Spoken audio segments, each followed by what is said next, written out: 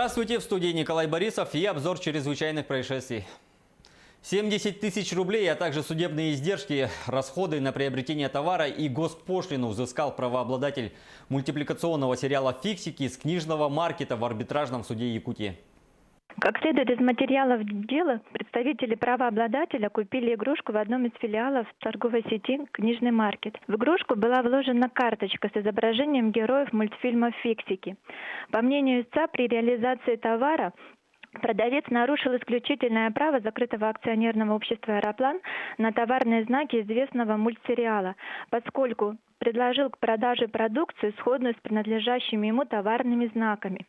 Истец представил суду видеозапись закупки, товарный чек и саму покупку. Суд изыскал минимальный размер компенсации, предусмотренный законом. Росстандарт начинает проверки товаров из потребительской корзины на соответствие ГОСТам. В первую очередь они коснутся продуктов и одежды. Как сообщает российская газета, к сентябрю ведомство опубликует первые результаты, открыв черный список недобросовестных производителей и поставщиков, маркирующих свою продукцию знаком ГОСТ, но в реальности не соблюдающих требования национальных стандартов. Ведомство будет опираться на проверки общественных объединений, если они сделаны при соблюдении рекомендаций. Отбор продукции для перепроверки в лабораториях в системе Росстандарта будет происходить в режиме тайного покупателя с полок магазинов. Ограничения на проверки, установленные для контрольно-надзорных органов, в этом случае не действуют, поскольку бизнес получает знак ГОСТ в рамках добровольной сертификации. Прокуратура республики в очередной раз напоминает о опасности лесных пожаров. Для этого они выпустили специальный ролик. Почти половина лесных пожаров происходят по вине людей, всем, кто отдыхает на природе – дачникам, ягодникам, грибникам, охотникам и рыбакам, фермерам, владельцам сельхозугодий, трактористам и коневодам. Частыми причинами пожаров являются брошенная спичка, окурок, стекло, разведение костра, поджигание мусора или сухой травы, проведение сельхозпала, искра выхлопной или печной трубы. В случае уничтожения лесных насаждений виновнику грозит до 10 лет лишения свободы, взыскание ущерба и затрат государства на тушение пожара. Не становитесь причиной лесного пожара.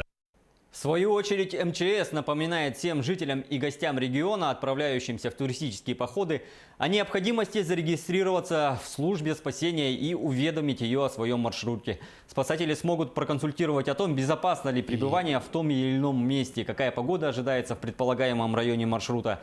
Расскажут, как лучше экипироваться. Зарегистрировать свой маршрут можно как по телефону, так и лично, отправившись в службу спасения Якутии для заполнения маршрутного листа. Кроме того, заполненный маршрутный лист можно отправить в службу по электронной почте.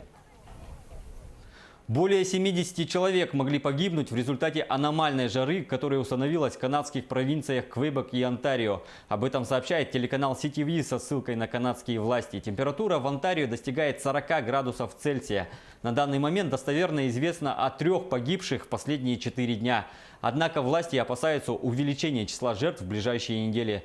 Подробности их гибели не приводятся, однако полиция связывает их смерть с жаркой погодой. В Министерстве здравоохранения Квебека также сообщили примерно о 70 погибших, однако точные цифры пока не приводятся. Большинству жертв аномальной жары 60 и более лет. За злостный отказ опровергнуть или удалить из сети информацию, несмотря на решение суда, планируется ввести уголовную ответственность гражданам, которые дважды в течение года будут оштрафованы приставами за неисполнение решения суда. Будет грозить до года лишения свободы. Соответствующие поправки в Уголовный кодекс и КоАП намерен поддержать Думский комитет по госстроительству и законодательству. Речь идет о отказе удалять информацию, которую суды сошли порочащей честь, достоинство и деловую репутацию, либо признали экстремистской, направленной на разжигание войны или вредной для детей.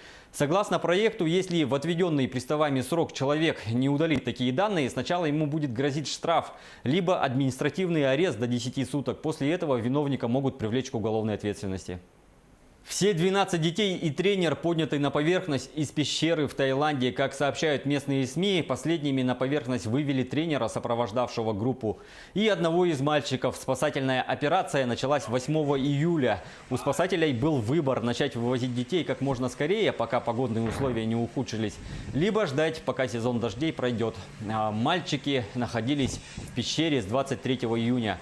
В В первом случае были риски, связанные с тем, что детям пришлось бы плыть под водой в темноте, проходя трудные места. Во втором случае мальчикам пришлось бы пробыть в пещере несколько месяцев. Власти приняли решение не медлить и обучить подростков подводному плаванию, чтобы вызволить их в нынешних условиях. На этом пока все. Берегите себя.